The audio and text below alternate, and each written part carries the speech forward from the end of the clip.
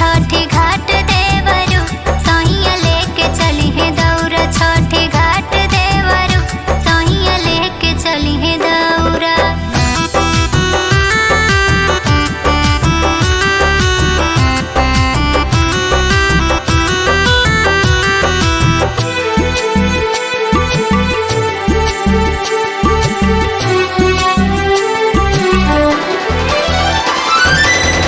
वेद व्यास सैया जोड़ नारियलवा जई ह बाजार जोड़ जोड़ लई ह फलवा। जई ह बाजार जोड़ जोड़ लई ह फलवा। वेद व्यास